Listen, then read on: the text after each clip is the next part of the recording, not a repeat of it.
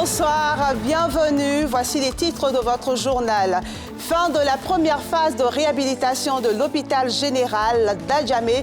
Le Premier ministre Patrick Achi a présidé la cérémonie d'inauguration.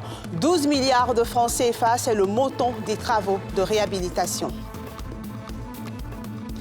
120 000 petits ruminants, 22 000 ovins attendent près de 200 000 potentiels acheteurs. La foire aux moutons du district d'Abidjan a ouvert ses portes aujourd'hui. Et puis cette avancée significative dans la lutte contre la corruption, plus de 473 personnes inculpées pour corruption. L'information a été rendue publique ce matin par la Haute Autorité pour la bonne gouvernance. Démarrés en 2019, les travaux de réhabilitation de l'hôpital général d'Adjamé ont pris fin. Ces travaux ont consisté en la réhabilitation, entre autres, des blocs opératoires, des services techniques. Coût de l'opération, 12 milliards de francs CFA. Le Premier ministre Patrick Achi a présidé la cérémonie d'inauguration. Pierre Dipomela. La coupure du ruban par le Premier ministre Patrick Achi à la livraison de la première phase de réhabilitation de l'hôpital général d'Adjamé vient marquer la fin des travaux démarrés en 2019 dans le cadre du Programme national de restauration et de mise à niveau d'établissements sanitaires de référence en Côte d'Ivoire, exécuté par l'entreprise Medafrique, filiale du groupe SNEDAI. Ces travaux ont consisté en la réhabilitation des blocs opérationnels, de la cuisine et des services techniques, ainsi qu'en la construction d'un étage supplémentaire sur le bâtiment principal. Coût des travaux, 12 milliards de francs CFA. À la fin de cette première partie, le nombre de lits disponibles à l'hôpital général d'Adjamé est passé de 70 à 128. De sorte que nous avons 108 lits adultes, 10 lits de pédiatrie et 10 lits de réanimation et de réveil. Donc la salle opératoire dans laquelle nous sommes a été entièrement équipée et renforcée avec des microscopes opératoires et du matériel de pointe qui tout à l'heure a été bien apprécié par le Premier ministre. Je suis extrêmement impressionné par la qualité des prestations qui ont été réalisées par l'entreprise. On se croirait dans, je dirais, n'importe quel pays moderne au monde avec des infrastructures sanitaires de premier plan. La capacité d'accueil de l'hôpital général a été accrue de façon significative et peut absorber non seulement la population d'Adjamé elle-même, mais on sait qu'Adjamé est un carrefour. Et donc en période de pointe, c'est plusieurs millions de personnes qui circulent ici. Et cet hôpital a également la capacité d'absorber, je dirais, cette pointe-là. En 2018, la Côte d'Ivoire a lancé un plan de mise à niveau de 8 centres hospitaliers à travers le pays. D'un montant de 100 milliards de francs CFA, le programme fait partie d'une stratégie plus globale d'amélioration des infrastructures sanitaires du pays et concerne 3 CHR et 5 hôpitaux généraux. Les producteurs d'EVA et de palmiers à huile ont présenté les enjeux et défis de leur secteur. C'était à la tribune du Conseil économique, social, environnemental et culturel, conseil qui a entamé une série de rencontres avec les acteurs de la filière. Pierre Dipomela. Les membres du Conseil économique, social, environnemental et culturel se sont imprégnés des missions du Conseil EVA palmiers à huile et les défis auxquels font face les producteurs de ces filières agricoles. C'était au cours du grand oral du directeur général du Conseil EVA palmiers à huile. Sur les questions liées à la durabilité de ces filières, il a levé les préjugés en indiquant que, contrairement aux idées reçues, les deux filières misent sur un développement basé sur la préservation de l'environnement. On espère donc avoir donné les assurances sur le travail qui est en cours, le travail déjà fait et celui qui est en cours, avec l'appui des plus hautes autorités pour faire en sorte que nos deux filières soient durables. J'ai indiqué que quand on emploie pour nous ce vocable de durable, c'est à la fois sur des questions de croissance économique, mais également des questions sociétales. La qualité des emplois, le revenu que ça va générer pour chaque maillon, notamment les producteurs. Les échanges ont permis aux membres du CESEIC de mieux cerner le potentiel que peuvent représenter ces cultures pérennes dans l'économie de la Côte d'Ivoire. Notre économie repose encore essentiellement sur l'agriculture, que ce soit dans le cacao, nous sommes premiers producteurs, l'EVA premier africain, 4e mondial, le palmier, etc. Donc nous avons un vrai potentiel, mais il nous faut avoir le comportement qui s'y est pour améliorer, pour valoriser tout ce que nous avons comme richesse. Au cours des échanges, les conseillers ont pu noter que le supposé travail des enfants n'est pas une réalité dans les filières EVA et palmier à huile en Côte d'Ivoire. À cette tribune vont se succéder d'autres filières agricoles pour le même exercice. Et on reste dans la filière agricole pour parler de cette entente trouvée entre les planteurs et le Conseil du café-cacao. Ils étaient opposés quant à la gestion du fonds Covid, estimé à près de 17 milliards de francs CFA. Un collectif de producteurs s'est prononcé sur le sujet. Salif Yalikoui. Après les brouilles, place à l'entente entre le Conseil du café-cacao et des producteurs. Les deux parties étaient divisées sur la méthode de répartition du fonds Covid-19, estimé à 17 milliards de francs CFA. Jeudi à Abidjan-Cocody, un collectif des producteurs a souligné son approbation sur les conditions proposées par le Conseil Café-Cacao, ce après plusieurs rencontres. Après une séance de travail entre le comité et le directeur général du Conseil Café-Cacao, il ressort que le montant du fonds est estimé à 17 milliards de francs CFA. Ayant pris connaissance du montant, 17 milliards, les producteurs avaient souhaité une répartition en numéraire. Plusieurs rencontres avec le directeur général et les autorités compétentes ont permis de comprendre que les termes de référence de ce fonds n'autorisent pas le partage en numéraire. Cette information n'était pas du goût des membres du comité mandatés par les producteurs. Cependant, des séances de rencontres se sont poursuivies qui ont conduit à la bonne compréhension du fonctionnement des fonds Covid-19. C'est le lieu pour nous de remercier le directeur général du Conseil Café-Cacao pour son sang-froid et sa grande maîtrise qui a permis aux leaders des producteurs de comprendre et de réaliser que les exigences du gouvernement primaient.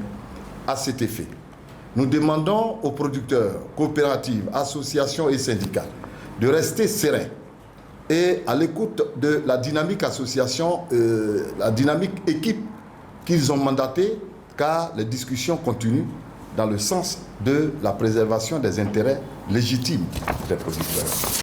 Le gouvernement ivoirien a mis en place au lendemain de l'apparition plusieurs fonds pour soutenir les secteurs d'activité fortement impactés, dont le secteur agricole, pour un montant de 250 milliards de francs CFA. Et puis, c'est une bonne nouvelle pour tous ceux qui aiment le mouton, mais surtout pour les fidèles musulmans. La foire aux moutons du district d'Abidjan a ouvert ses portes aujourd'hui à l'abattoir de Port-Boué. Le ministre-gouverneur du district d'Abidjan et celui des ressources animales et halieutiques étaient présents. Près de 22 000 ovins attendent les potentiels acheteurs que vous êtes. Yeli Traoré, Kimo Eric.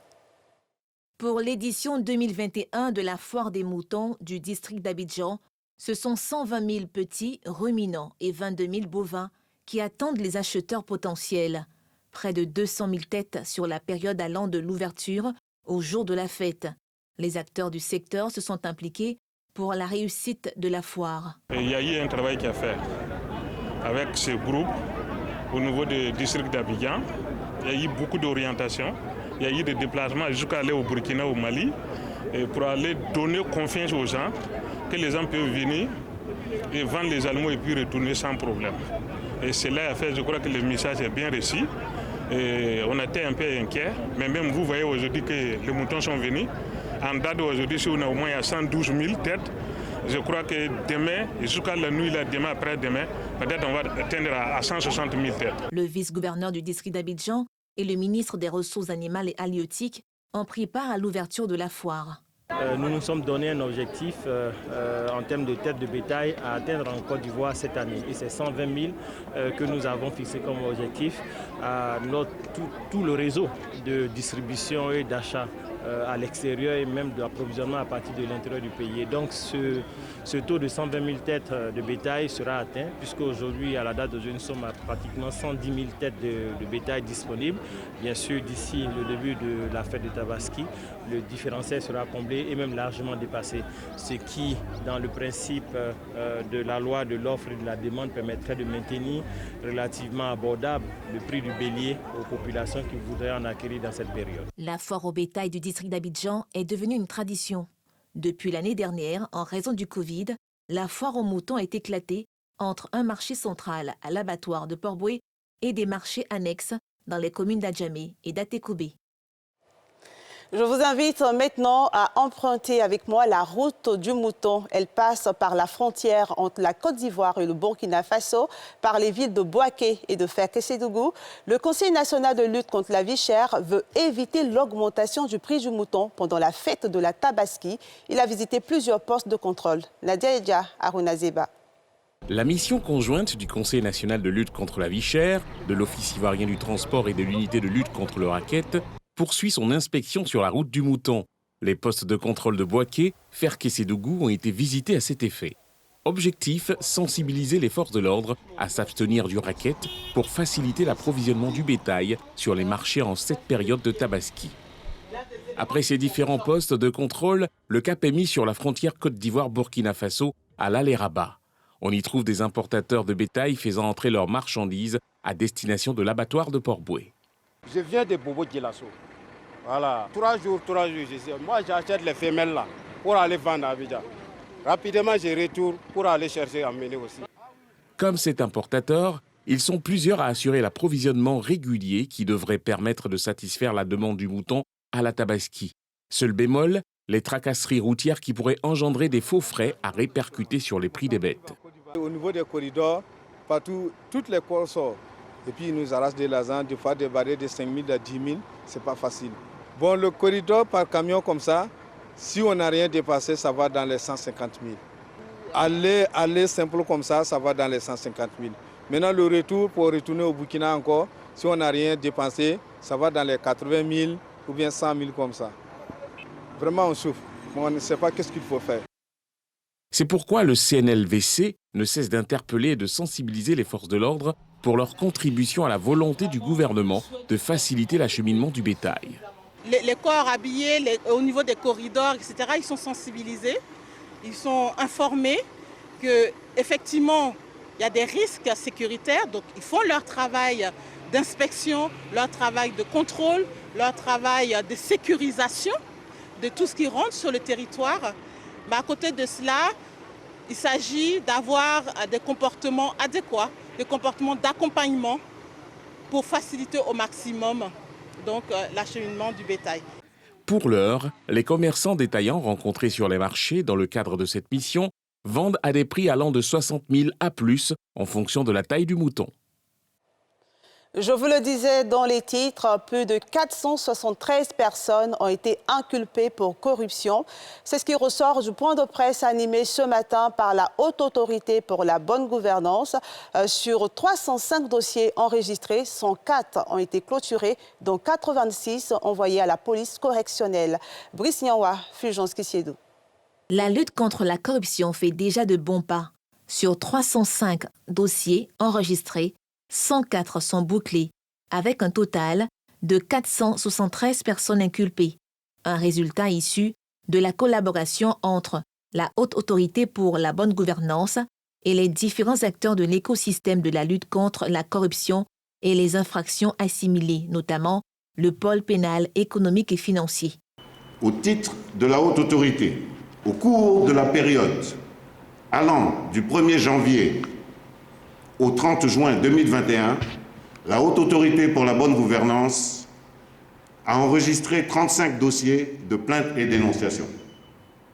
À la suite des investigations que les services de la Haute Autorité pour la bonne gouvernance ont menées, 7 enquêtes pour soupçons de corruption et d'infractions assimilées ont été bouclées et les procès-verbaux ont été transmis au procureur de la République. Au titre du pôle pénal économique et financier, sur 305 dossiers enregistrés, 104 dossiers ont été clôturés, dont 86 renvoyés en police correctionnelle. 60 dossiers ont déjà fait l'objet de jugement et 21 sont en cours de jugement. 473 personnes ont été inculpées à divers titres, à savoir pour corruption, enrichissement illicite, blanchiment, détournement de deniers publics et titres publics, etc. Le tribunal a ordonné la confiscation au profit de l'État de Côte d'Ivoire des biens meubles et immeubles ayant servi à commettre ces infractions ou étant les produits tirés de ces infractions. Créé en 2020, le pôle pénal, économique et financier est chargé des enquêtes, poursuites et instructions relatives aux infractions économiques et financières. Sa collaboration avec la Haute Autorité pour la bonne gouvernance permet à la Côte d'Ivoire de faire un bond remarquable face au phénomène de la corruption. Parlons maintenant de ce bicéphalisme à la chefferie du village d'Adjamé-Bingerville. La désignation du chef de ce village ne s'est pas déroulée comme prévu. Résultat, le village a 2 chefs. Les populations sont divisées en 2 camps, Brice Nyanwa et Eric Kimou. Brié Ouachan, c'est la génération au pouvoir qui désigne le chef du village. Après cette étape, le nouveau chef est présenté et confirmé par les autorités administratives. Selon les témoignages recueillis dans ce village d'Adjamé-Bingerville, cette étape vient d'être franchie. Sauf que certains villageois disent ne pas être d'accord avec la décision des autorités administratives. Selon eux, le sous-préfet aurait confirmé une autre personne que leur choix. Depuis le 10 avril, M. Aboussou est le chef. Le sous-préfet ne venait que constater, d'après lui, il devait constater. Mais il n'a pas constaté, il a choisi un chef. De l'autre côté, c'est la fête. Le domicile de l'heureux désigné chef du village est en ébullition. Sa victoire est légale et légitime, selon son porte-parole. Le sous-préfet, en tant que tutelle, c'est-à-dire le ministère de l'Intérieur en tant que tutelle, est venu pour constater ou confirmer le choix du chef qui a été fait selon les us et coutumes. Au regard de la loi, ce choix, c'est M. Awaka Agbo Ghislain Alfred. D'ailleurs, le courrier adressé au sous-préfet pour lui demander de venir faire la consultation populaire à l'effet de confirmer le choix du nouveau chef a été co-signé par le doyen du village à la personne de M. Adekwa François, qui vit actuellement, qui est bel et bien présent, et le chef de la génération, M. Guiné Guiro Sèche. Son chef de catégorie affirme ne l'avoir pas proposé comme cela se fait chez les Atchans. Awaka ne m'a pas sollicité et il ne peut pas me solliciter puisque les 2 noms qui ont été retenus au sein de notre catégorie, il y a Mobio Aboussou Guy Georges et Aga Aimé Césaire. Awaka au sein de ma catégorie, c'est mon secrétaire. Les protagonistes sont de la même génération et de la même catégorie, alors que le camp de Awaka Agbo Ghislain appelle à la discussion, l'autre reste ferme sur sa position, celle de confirmer son choix, qui n'est autre que Georges Aboussou Mobio. Et si vous êtes adepte de la boxe, vous serez heureux d'apprendre que le championnat professionnel continental d'Afrique de boxe va se dérouler le 6 août prochain. L'annonce a été faite aujourd'hui par le président de la Fédération ivoirienne de boxe. Les boxeurs du Cameroun, du Bénin et du Nigeria sont attendus. Salif Yalekwe, Tanguy Konan. Les amoureux de la boxe vont se régaler le vendredi 6 août prochain, veille de l'indépendance de la Côte d'Ivoire. Le Palais des Sports de Treichville va vibrer au rythme du Noblard avec le championnat continental Afrique de boxe professionnelle à l'initiative de la Fédération ivoirienne de boxe. Pour en donner les grandes lignes, le patron de la boxe ivoirienne, Emmanuel Amani-Bois, était face à la presse ce vendredi. Le premier point, c'est déjà de repositionner la boxe ivoirienne au plan international. Deuxièmement, c'est de renouveler le cheptel de la boxe ivoirienne. On veut classer au plan international tous les boxeurs professionnels ou compteurs du tableau de la Fédération ivoirienne de boxe, de sorte à nous permettre dans les années à venir de positionner plusieurs athlètes dans plusieurs catégories et dans plusieurs versions de ceintures différentes. Les athlètes, quant à eux, sont prêts à assurer un bon spectacle pour le bonheur et le régal de tous les amoureux de ce sport de combat. On a fait une préparation dans le noir. Une préparation plus ou moins 6 mois de préparation. Mais c'est maintenant on sort pour mettre ça en pratique sur les rings. À Côte d'Ivoire même, c'est que c'est prêt. Tous ceux qui me connaissent, c'est que c'est ici prêt. Ceux qui connaissent à Salvo, ils entendent à Salvo. Il y a deux à Salvo, il y a un artiste et puis un boxeur. Où est-ce qu'il ne joue pas avec ça? Lui, il sait que ça reste ici. À l'issue de ce championnat, les athlètes se verront classés au niveau international. Toute chose qui permettra à la participation de la Côte d'Ivoire aux futures échéances intercontinentales et mondiales. NCI Reportage de ce soir vous plonge au cœur de la coutume ivoirienne. Immersion dans la tradition du mariage chez les Akans. Je vous propose un extrait.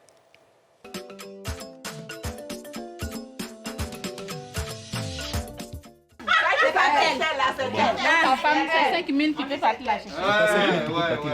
Donc, on fait comme ça. Le franc que vous avez pris. Non, c'est pour nous deux. Maintenant, elle peut pas faire. Mais ça sera avec maman Méline. Ça, c'est pour nous deux. Voilà, ça sera avec maman Méline.